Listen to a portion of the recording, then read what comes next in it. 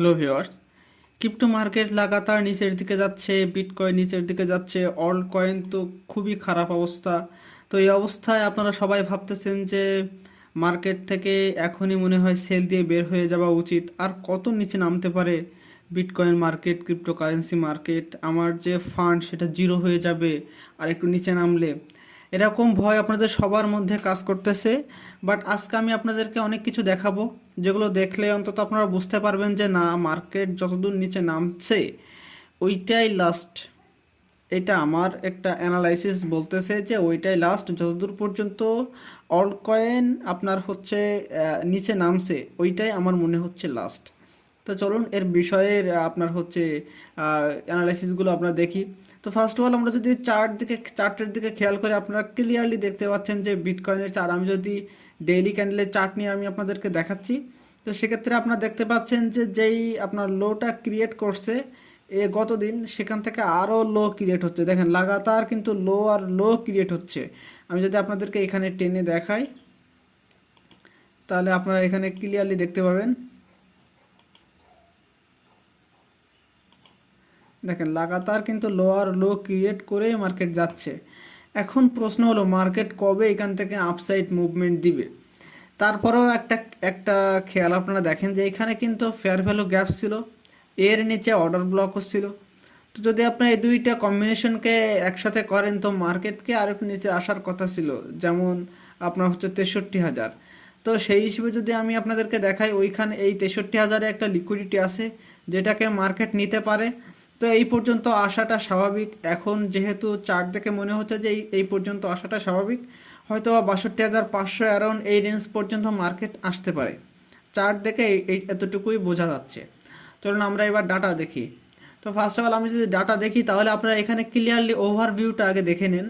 এক্সচেঞ্জের যে রিজার্ভ সেটা একদম তলানিতে আছে, এটা আমাদের মার্কেটের জন্য খুবই ভালো খবর। ফান্ডের যে এদের যে মানে ইটিএফের যে বাইং প্রেশার সেটা এখন দেখা যাচ্ছে বলে মনে হচ্ছে না। আমাদের আরও একটু ভালো খবর যেটা, সেটা হচ্ছে যে টেকনিক্যালি আরএসআই বলতেছে যে মার্কেট এখন ওভারসোল্ড, স্টকিস্টিক আরএসআই বলতেছে মার্কেট এখন ওভারসোল্ড। এবং আপনাদের যদি আমি ফান্ডিং রেটটাও দেখাই, সেখানে লং পজিশনটা আপনার তুলনামূলকভাবে বেশি, এবং যেটা ওপেন ইন্টারেস্ট সেটাও ডিক্রিজ। এর অর্থ আমি আপনাদেরকে বোঝাচ্ছি, যদি ওপেন ইন্টারেস্ট ডিক্রিজ হয় এর অর্থাৎ হচ্ছে এখানে যারা ফিউচার ট্রেড করে তারা তাদের যে ট্রেড সেটা কি করছে, ক্লোজ করে দিছে। এর অর্থাৎ মার্কেটে ভলাটিলিটি কম থাকবে আগামী 2 দিন। আজকে শনিবার, কালকে রবিবার, মার্কেটে ভলাটিলিটি কম থাকবে, এই জন্য মার্কেটে এখন ওপেন ইন্টারেস্ট কম। এবং দেখবেন ঠিকই সোমবার থেকে মার্কেটে ভলাটিলিটি শুরু হবে, এবং এইখান থেকে প্রাইস আমি আশা করতেছি ফার্স্ট যে প্রাইস রেঞ্জটা হবে সেটা হচ্ছে 65,000, আপনি এখানে দেখতে পাচ্ছেন এই $65,100। এবং সেকেন্ড যেটা সেটা হচ্ছে 67,000, মানে হচ্ছে এখানে আরেকটু না, সেকেন্ড যেটা সেটা হচ্ছে আপনার এই রেঞ্জটা, এটা হচ্ছে আপনার কত, 66,500, অ্যারাউন্ড 66,600। এই দুই জায়গায় লিকুইডিটি আছে, এবং এই দুই জায়গাটা বলতে পারেন যে আপনার টিপি হিসেবে ব্যবহার করতে পারেন বিটকয়েনের। এবং আমরা যদি নেক্সটের যে আপনার হচ্ছে এখানে আপনার ক্লিয়ারলি দেখেন ওপেন ইন্টারেস্ট কত সর্বনিম্ন তলায় অবস্থান করতেছে, এখানে মাঝে উপরে গেছিল আবার নিচে অবস্থান করতেছে, অর্থাৎ সব কিছুই ক্লোজ।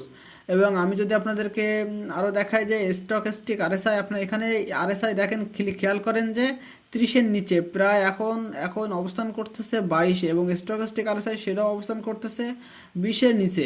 অর্থাৎ মার্কেটে আর কি পরিমাণ প্রেশার দিলে মার্কেট একদম ওভারসোল্ড হয় আপনারা বুঝতে পারতেছেন। এইটা মেইনলি যেটা হয়েছে সেটা হচ্ছে যে আপনার ইটিএফ যে হোল্ডার তাদের কারণে। আপনারা এখানে ক্লিয়ারলি দেখেন লাগাতার কিন্তু যে গ্রেস্কেল, ফিডেলিটি এবং আর্ক, এরা লাগাতার সেলিং প্রেশার দিয়ে যাচ্ছে মার্কেটে।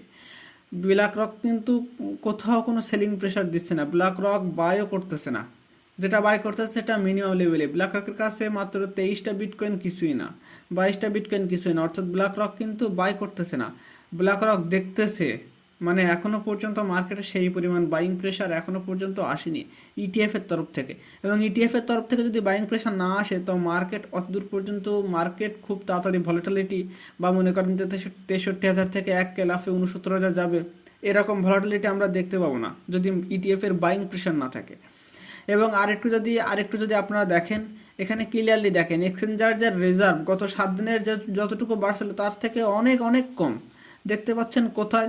এবং আপনারা যে ভাবছেন যে হয়তো আমাদের কাছে যেহেতু ডলার নেই আমরা আর মানে হচ্ছে অল্টস কয়েন কিনতে পারতেছি না, আপনারা এইখানে দেখেন এক্সচেঞ্জের যে রিজার্ভ যেটা ইউএসডি সেটা দেখেন একদম তলানিতে, অর্থাৎ কারোর কাছেই এই মুহূর্তে ডলার নেই যে এই মুহূর্তে মার্কেটটাকে একটা বাইং প্রেশার বানিয়ে উপরের দিকে নিবে বা মার্কেটে অল্টস কয়েন কিনবে, সেরকম এক্সচেঞ্জার যে ইউএসডি সেটাও তলানিতে।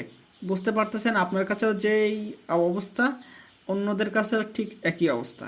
এবং আমি যদি আপনাদেরকে যেটা বিটকয়েনের যেটা ব্যালেন্স সেটা যদি আমি এক্সচেঞ্জার হিসেবে দেখাই, তাহলে দেখেন আপনার কয়েনবেস প্রো থেকে কয়েনবেস প্রোতে যতটুকু বিটকয়েন আসতেছে সবই প্রায় চলে যাচ্ছে, সবই আউটফ্লো হচ্ছে। বুঝতেছেন, তার মানে খুবই ভালো সংকেত। এবং যদি দেখেন গত 30 দিনের তুলনায় বাইন্যান্সের কালকে দিন পর্যন্ত নেগেটিভ ছিল, হঠাৎ করে আজকে একটু ইনফ্লো হয়েছে বাইন্যান্সে। কিন্তু ওভারঅল যদি দেখেন প্রত্যেকটা এক্সচেঞ্জার থেকে আপনারা ক্লিয়ারলি দেখেন প্রত্যেকটা এক্সচেঞ্জার থেকে বিটকয়েন কী হয়ে যাচ্ছে, চলে যাচ্ছে। এর একটা পজিটিভ সাইন আমরা খুবই তাড়াতাড়ি দেখবো। এবং আমরা যদি বিটকয়েন এক্সচেঞ্জারের যে ইনফ্লো সেটা যদি খেয়াল করেন, তাহলে আপনারা এখানে ক্লিয়ারলি খেয়াল করেন যে পরিমাণ আউটফ্লো হচ্ছে ইনফ্লো তার থেকে কম হচ্ছে, যে পরিমাণ আউটফ্লো হচ্ছে ইনফ্লো তার থেকে কম হচ্ছে। আপনি এই ক্যান্ডেলটার দিকে খেয়াল করেন, এই ক্যান্ডেলটার দিকে খেয়াল করেন, আর এই ক্যান্ডেলটার দিকে খেয়াল করেন, আপনারা ক্লিয়ারলি দেখতে পাচ্ছেন যে ইনফ্লো কতটুকু ছোট, আউটফ্লো কতটুকু বড়। তার মানে কি মার্কেটে যে ইনফ্লো হবে, মার্কেটে যে সেল দিবে সেই পরিমাণ বিটিসি বা কোথায়? বুঝতেছেন, শুধুমাত্র বাইং প্রেশার এই সেলিং প্রেশারটা বানাচ্ছে কারা? Totally ETF company.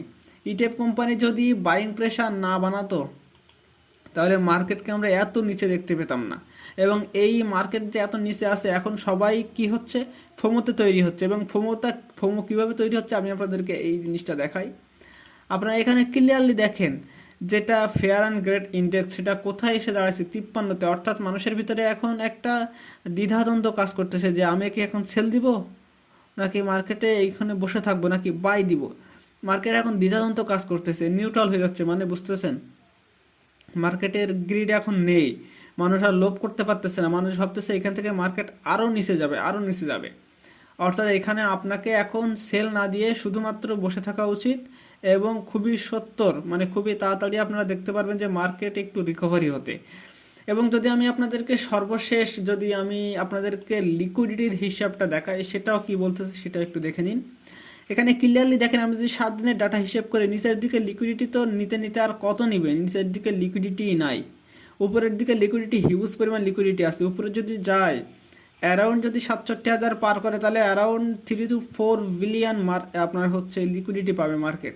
নিচের দিকে আসলে কি হচ্ছে মাত্র 1.68 বিলিয়ন যেটা হচ্ছে 62,000 যদি আসে তাহলে বুঝতেছেন যে মার্কেটে কী পরিমাণ লিকুইডিটি উপরের দিকে আছে।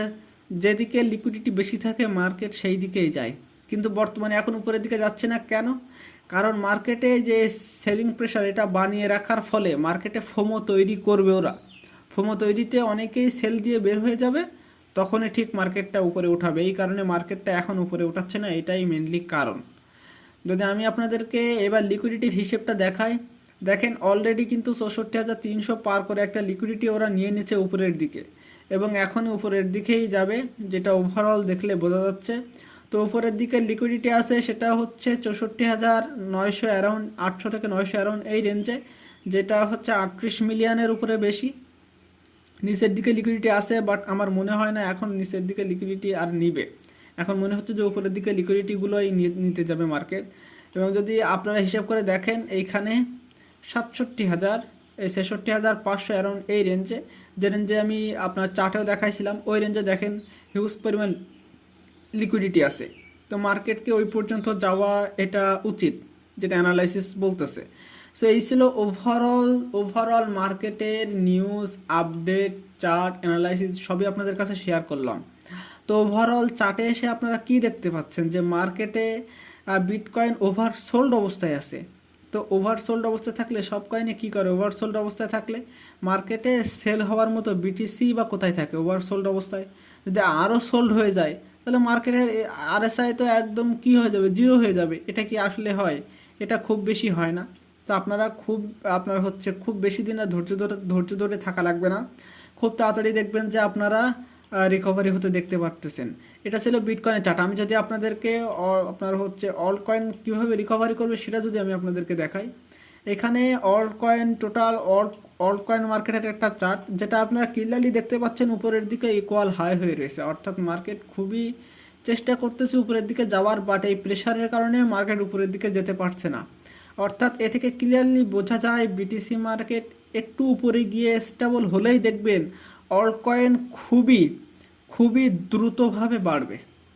এখানে যে আছে, এখানে দেখেন অল টাইম লো যে এখানে ক্রিয়েট করছে অল্ট কয়েন মার্কেট, তার থেকে এখন কিন্তু আর এই পরিমাণ মার্কেট আসার প্রেশার সেই পরিমাণ নেই, এখন সাইডওয়াইজ চলবে এবং এইখান থেকে খুবই তাড়াতাড়ি দেখতে পারবেন যে আপনারা 640 বিলিয়ন মার্কেট ক্যাপ ক্রস করবে, এবং এইটা যদি ক্রস করে তাহলে আপনারা হিউজ পরিমাণ র্যালি মার্কেটে দেখতে পারবেন, কারণ তখনই মার্কেটে একটাই টার্গেট থাকবে ইকুয়াল হাই নেওয়ার জন্য, যেটা হচ্ছে $718 বিলিয়ন মার্কেট ক্যাপ।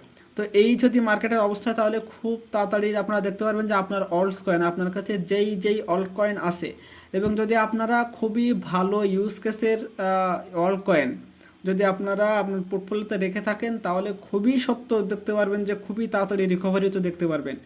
এটাই হলো অল্ট কয়েনের হচ্ছে আপনার আপডেট, এবং পুরো ক্রিপ্টোকারেন্সির মার্কেট আপডেট তো আমি এখন দিয়েই দিলাম।